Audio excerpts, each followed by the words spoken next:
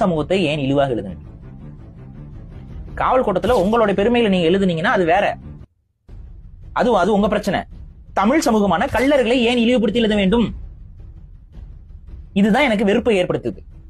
அது கள்ளர்களுக்கு கூட வெறுப்பை ஏற்படுத்தல, எனக்கு தான் வெறுப்பு ஏற்படுத்துது. ஏன்னா தமிழ் தேசிய சிந்தனை கொண்டவனுக்கு தான் அந்த வெறுப்புலாம் வரும். சாதி உணர்வு கொண்டவனு கூட அதை கண்டுக்க மாட்டான். தமிழ் தேசிய உணர்வு கொண்டவனுக்கு தான் நம்ம சமூகத்தை, நம்ம இனத்தை இழிவுபடுத்துகிறார்களேங்கிற வெறுப்பு வருது. குறிப்பாக மதுரையில கள்ளர்களுடைய வாக்குகளை வாங்கி வெற்றி பெறுகிறார் வெங்கடேசன். களவுக்கு பின் காவல் பிறக்கும்ங்கிறதா அந்த நாவலுடைய ஒன்லைன் ஸ்டோரி. இது உண்மையா? இப்ப நம்ம சில விஷயங்கள் எல்லாம் ஒளிவு மறைவு இல்லாம பேசினாதான் மக்களுக்கு புரியுது. ஒளிமறைவு இல்லாம பேசுறேன். அந்த நாவல்ல அவர் சொல்ற கருத்து என்னன்னா, குறிப்பாக கள்ளர்கள், தமிழ் பெருங்குடி மக்கள், இந்த கள்ளர் சமூகம் என்பது போர்க்குடி, போர்க்குடியாக தோன்றியவர்கள். போர் தான் அவர்களுடைய தொழிலாக இருந்தது. ஆணிரைகளை கவர்ந்து வருதல்ங்கிறது அந்த போர்ல அவர்களுடைய மரபு. இந்த இது வந்து என்னன்னா, இது வந்து திருடுறதோ இதுவோ கிடையாது.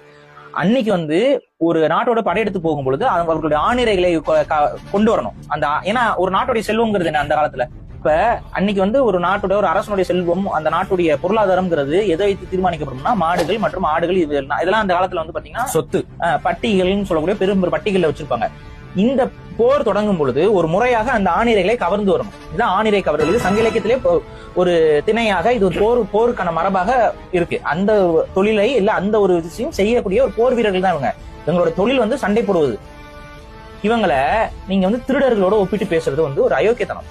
ரெண்டாவது, அவர்களை போர்க்குடிகளாக இருந்த மக்கள் பிற்காலத்தில் அவர்களுடைய நிலங்கள், அவர்களுடைய அதிகாரம், அவர்கள்லாம் வீழ்த்தப்பட்டு தொடர்ச்சியாக இங்க வந்த தெலுங்கு ஆதிக்க வகுப்பினர் அங்கே அரசாட்சி செய்யும் பொழுது, விஜயநகர பேரரசு ஆட்சி செய்யும் பொழுது அவர்களை பெரிய அளவு, அவங்க கிட்ட அதிகாரம் இல்ல, அவங்களை விரட்டி அடிக்கிறாங்க, விவசாயம் செய்ய முடியல, என்ன பண்ணுவாங்க?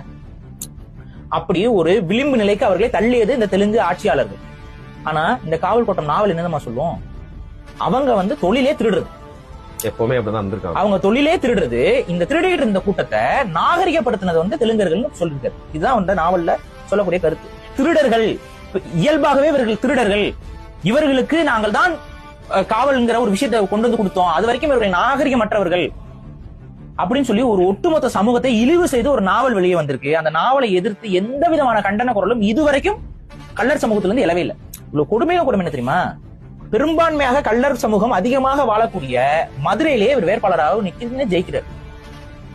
இந்த கள்ளர் சமூகத்திற்காக நாங்கள் உழைக்கிறோம், கள்ளர் சமூகத்திற்காக நான் இயக்கம் கட்டி வச்சிருக்கேன், நான் வந்து கூட்டம் நடத்துறேன், நான் வந்து மூவேந்தர் இதெல்லாம் நிறைய பேர் வந்து கட்சிகள் நடத்துறது, சாதி இயக்கங்கள் நடத்துறதுலாம் நீங்க பாத்துக்கீங்க.